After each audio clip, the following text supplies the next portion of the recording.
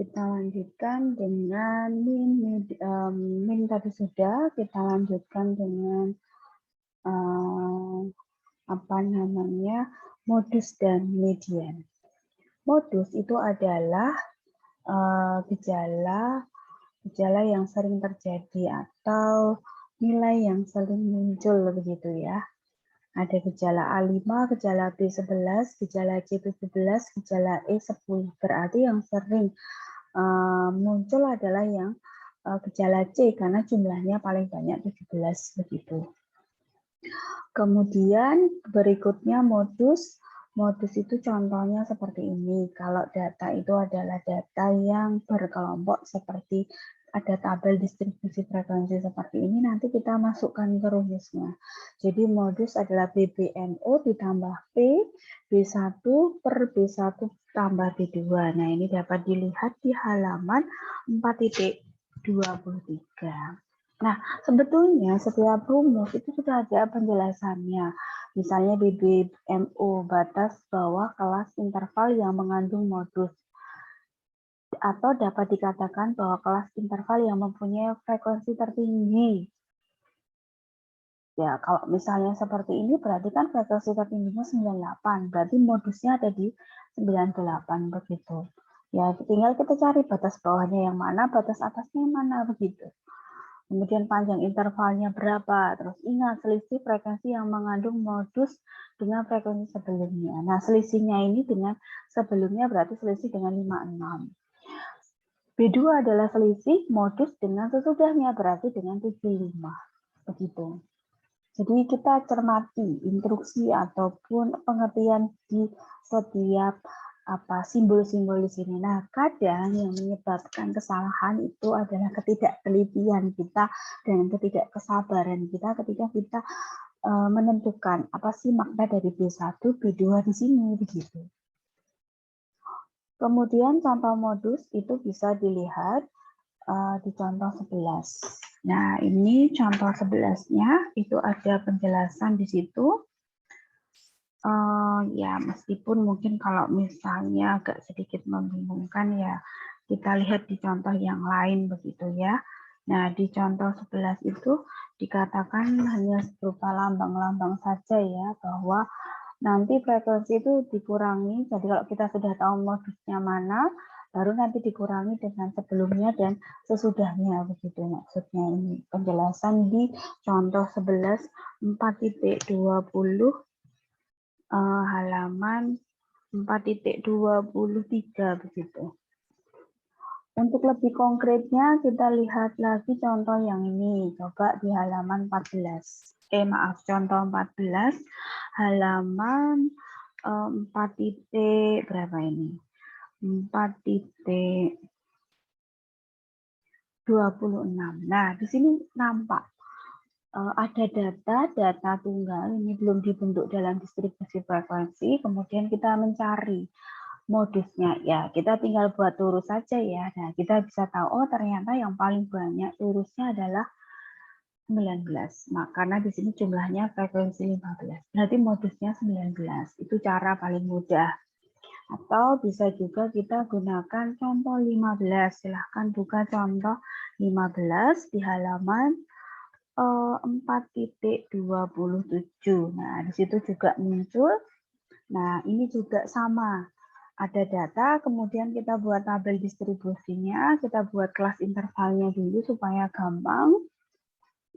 Tabel distribusinya, kalau sudah kita cari frekuensinya. Nah, frekuensinya 20, 25, 4, 10, 4 begitu ya. Nah, di sini kita lihat ternyata yang paling banyak muncul yang mana modusnya.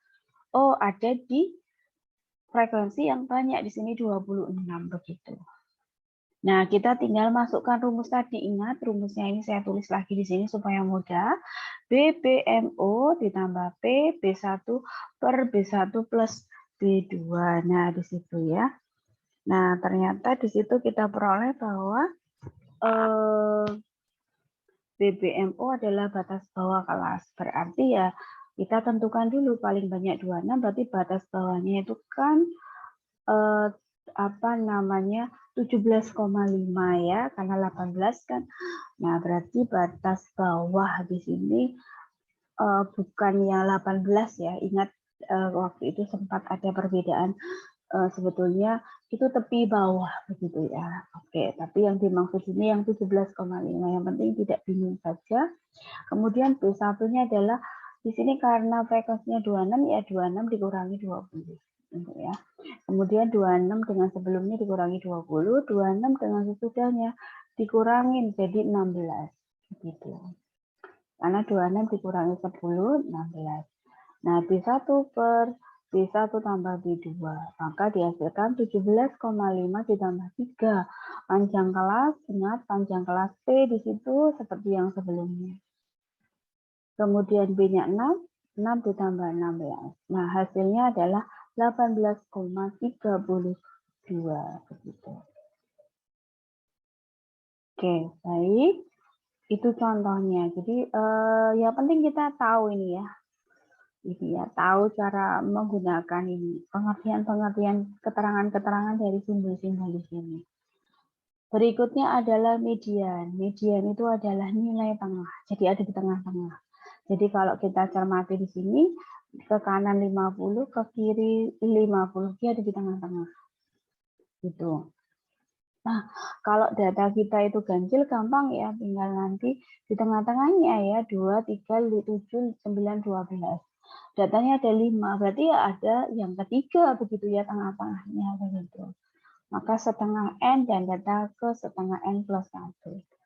Nah, bagaimana caranya? Ini ada rumusnya. Rumusnya adalah kalau data berkelompok dalam distribusi frekuensi, nah nanti silahkan kita masukkan gitu ya. BBM batas bawah kelas interval FM. Nah, tadi ada huruf F besar itu adalah frekuensi kumulatif kelas interval yang mengandung median. Kemudian frekuensi dan panjang kelas. Nah, tinggal kita masukkan saja. Contohnya kebetulan tidak diketik, tetapi cuma difoto saja. Misalnya saja ini kita peroleh, ya tinggal kita masukkan saja BB modus, berarti ya keterangannya tadi apa? BB adalah batas bawah, sehingga batas bawahnya adalah 17,5. Kemudian N per 2 dikurangi FMI, begitu ya.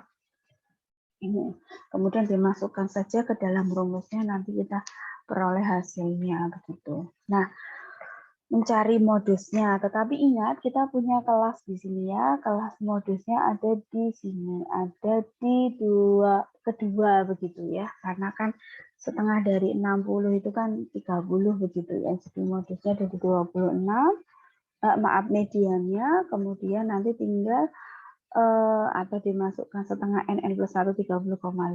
Nah, di sini tinggal kita tentukan BNE, lalu terus kemudian FE-nya itu frekuensi mediannya adalah 20 gitu ya, karena di sini kan N per 2 dikurangi FME per FME 26 dengan 26 begitu, maka dimasukkan saja begitu.